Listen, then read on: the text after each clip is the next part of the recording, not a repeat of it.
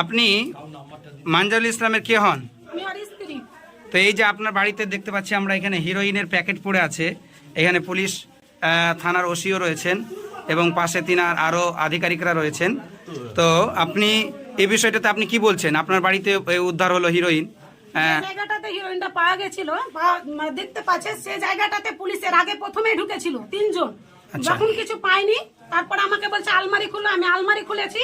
আলমারি খুলে ও আলমারিটা চেক করলে না, আলমারিটার একটা বালিশ টেনে ফেলে দিয়ে বলছে স্যার পাওয়া গেল না। ওখানে জিনিসটা রাখার চেষ্টা করছিল আচ্ছা। সিভিকগুলো, কিন্তু ওখানে পারেনি কারণ আমি দাঁড়িয়েছিলাম। তারপরে বিছানটা একটুখানি, আমি যদি হিরোইন অরিজিনাল যদি হিরোইন পার্টি ধরতে চাই তাহলে আমার বিছানা অরিজিনাল এতটুকু জায়গা উল্টাবে না, পুরো বিছানাটাই উল্টাবে।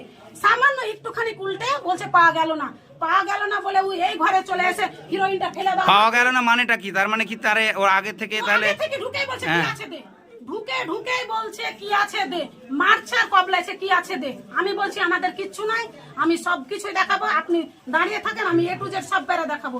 ও আমাকে সময় দিচ্ছে না, বলছে তুই এখানে দাঁড়া। এইভাবে আপনাকে ভাষা ব্যবহার করেছে? দুবার গাল দিয়েছে। কে গালিটা দিয়েছে আপনাকে? গাল দিয়েছে। কোন এই কোন অফিসার গাল দিয়েছে। এই অফিসার গালি গাল দিয়েছে? দিয়েছে। এই অফিসার এই অফিসার গাল দিয়েছে, আমাকে মারতে উঠছে। স্যার, আপনি যে গালি আপনার বিরুদ্ধে বলছে এটা আপনি সত্যি কি?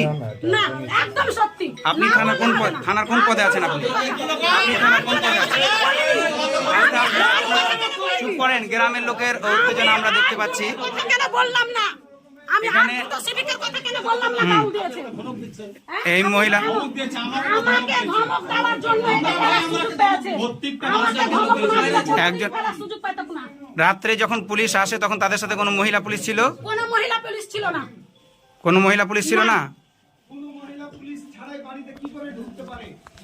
অথচ আমাকে বলছে আলমারি খুলে আমার ঘরে যাবে। এসে এই যে হিরোইনটা কে পেয়েছে?